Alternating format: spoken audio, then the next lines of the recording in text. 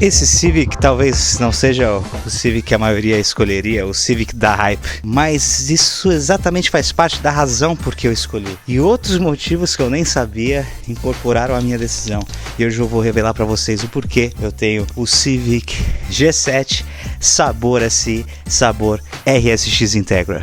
Espero que o aspirador não esteja atrapalhando aqui. Cara, vamos dizer que eu sou um entusiasta, um cara que gosta de carro. Não sou mecânico, não sou super expert gearhead, mas sou um entusiasta, um cara normal, um cara apaixonado que tem como carros a sua forma de lazer, a sua forma de desligar um pouco do mundo, a sua forma de terapia. O meu primeiro carro foi lá uma BMW E34 1990, aqui na Tailândia, anos atrás, com motor swap 1JZ. E ali foi uma experiência legal, por mais que fosse um carro swap ali, uma gambiarra, o carro nunca tinha me deixado na mão. Na verdade, precisou de alguns cheques ali só no sistema de gás, de combustível de gás. Exatamente, ele era um LPG, mas a questão mecânica de manutenção nunca me deu trabalho, ele me deu muita diversão, para falar a verdade, que era um carro bem analógico. E depois eu tive mais outras BMWs, então tive uma E36 que me deixou na mão, tive o problema no arrefecimento e perdi o motor, o carro tá parado até hoje. E depois já na Austrália eu tive uma BMW E46 Coupé 320 CI e eu tive um problema no diferencial e aquilo foi um custo muito grande e acabei depois de arrumar, começou a vir outros probleminhas, mas como a mão de obra na Austrália é cara para esse tipo de hobby, então se tornou inviável ali manter o carro. No dia que a gente estava mudando, tinha que tirar o carro da rua, tinha uma notificação lá que a gente ia perder o carro e iam guichar, então vendi bem barato. Enfim, BMW para mim, a minha experiência foi assim, eu tinha um baita prazer em dirigir, mas uma baita frustração quando o carro parava e eu tentava colocar esforços ali financeiros, de time, de expectativa para trazer o carro de volta. E isso meio que não acontecia da forma que eu queria. E no resultado eu acabava perdendo dinheiro e não aproveitando muito o carro.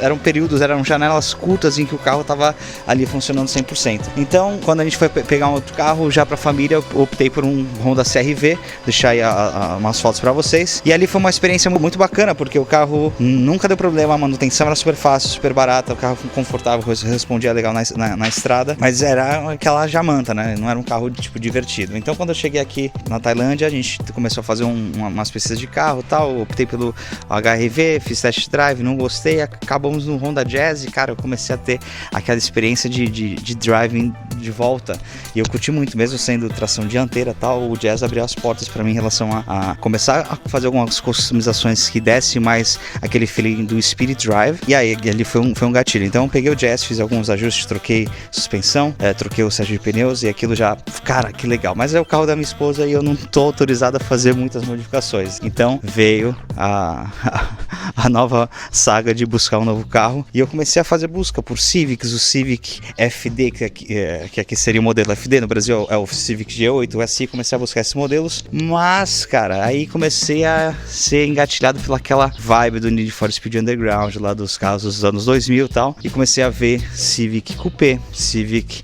EG, só que no test drive que eu fazia e no budget que eu estava disponível a pagar, eu sempre achava um carro onde eu ia ter que investir muito para eu estar em umas condições de curtir o carro do jeito que eu queria. E até que apareceu esse aqui, que eu nunca conheci, soube de um Civic G7 com um motor K20, com 2.0. E aí eu fui fazer o test drive, tava num valor bacana, tava na mesma faixa de preço que eu tava vendo alguns EG bem plataforma, assim, para fazer a montagem, para comprar um motor, trocar o motor, fazer um K20 e tal. Esse aqui pelo menos já vinha com K20, tinha algumas coisinhas para fazer, suspensão ali para trocar tal, e suspensão é algo que eu já sabia que eu queria trocar, que eu já sabia que seria um upgrade principal ali, né? Então não me incomodei muito com isso, queria saber das condições da manutenção, como o carro foi mantido, parte de óleo, motor, como tinha sido de um único dono, isso tudo deu para fazer um tracking ali, mas a comunicação ali com a pessoa que estava vendendo não era 100%, algumas coisas passaram, e isso eu fui descobrindo, como com qualquer carro usado,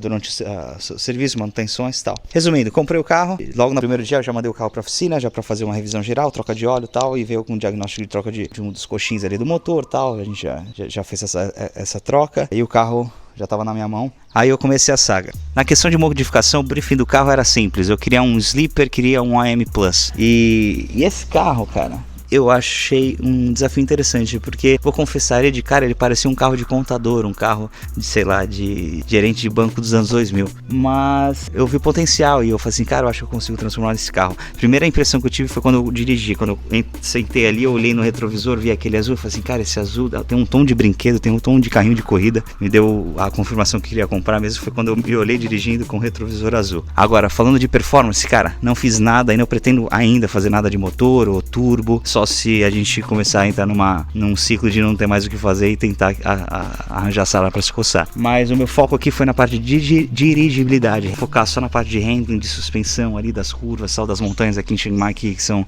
excepcionais para esse tipo de experiência. Esse era o foco, então eu foquei num kit de suspensão Silver One. Vou deixar as especificações aí em algum lugar do vídeo aí. Mas esse foi o principal, o que mudou totalmente o carro, que trouxe o carro de um carro de cidade para um carro Speed Drive. Foi exatamente esse tipo de mod, é um mod que eu mais recomendo, a parte de suspensão. E durante a minha pesquisa, eu acabei descobrindo que um dos principais atrativos desse carro era simplesmente o fato dele ser uma mistura ali do RSX Integra de entrada, do RSX Integra americano, do Civic EP3 europeu, Civic SI EP3 europeu, só que no pacote aqui do Civic G7 Sedan, que me daria um carro bem prático para a família, para a gente viajar, um carro que responderia legal na estrada, aqui nas montanhas, e com aquele toque de diversão, mais um gatilho nostálgico para me levar na época lá do Need for Speed Underground, que os carros que eu mais usei foram Honda Civic Coupé azul, que era exatamente nessa pegada aqui, Honda RSX Integra e o Toyota Celica, ou Celica, não sei como é que vocês falam. Então eu achei que esse aqui tava trazendo ali um pacote legal, num valor acessível. Vou dar uma média aqui, tá? Paguei 72 mil baht nesse carro. O K20 mais barato de fábrica seria geração 8 FD aqui, e você estaria pagando ali os seus 400, 350, 300 e poucos mil baht. Então, para entrar no plataforma K20 com um chassi mais leve e também com com acesso a peças, acesso a várias coisas aqui para manter o carro e para customizar, porque aqui a gente chama o Lazada Racing, é o termo para os itens que a gente acaba comprando no Lazada, que seria o equivalente aí ao Mercado Livre, o eBay, enfim.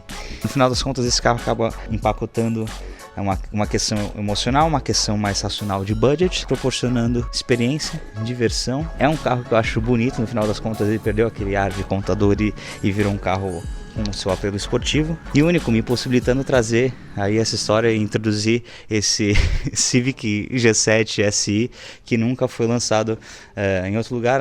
Ele foi fabricado aqui na Tailândia, esse modelo era exclusivo aqui da Tailândia, se não me engano chegou a sair algumas unidades na Filipinas e na Malásia. Posso estar errado. Então é isso, um pouco mais sobre esse Civic G7, um pouco mais desse projeto, e lembrando que esse projeto não está sendo pensado em velocidade, em rápido, está sendo pensado em experiência, está sendo pensado em abrir portas para criatividade e sair do mundo das ideias e colocar algo em prática. Como vocês podem ver, o Civic G7 tem sido uma plataforma bacana, de sucesso e não muito cara de explorar. Então, se você está aí no Brasil considerando um Honda Civic, um JDM para você começar a brincar, tá aí o Civic G7, sem muito hype, sem muito apelo. Talvez depois desse vídeo ele começa a ganhar um pouco mais de fãs. Lembrando que por ele não ser tão hype assim, não foi muito abusado, não foi muito usado aí pelos fanboys do tuning. Você ainda tem chance de pegar esse carro aqui, um carro desse no Brasil, na mão de alguma senhorinha, de algum aposentado. Então aproveite essa dica, aproveite essa deixa para pesquisar aí o seu Honda Civic G7 e fazer parte dessa família dos rondeiros. Valeu, pessoal, muito obrigado. Deixa o seu like, dá o suporte aí pro canal. Estou retomando aqui depois de muitos anos. O suporte de vocês aí super fortalece aqui e dá mais incentivo para continuar criando vídeo aqui pro canal, que traz um pouquinho dos bastidores desses projetos aí, da parte da criatividade, idealização e trazendo para a realidade, trazendo para o mundo real. Bruneiroz, segue o canal. Até a próxima. Valeu.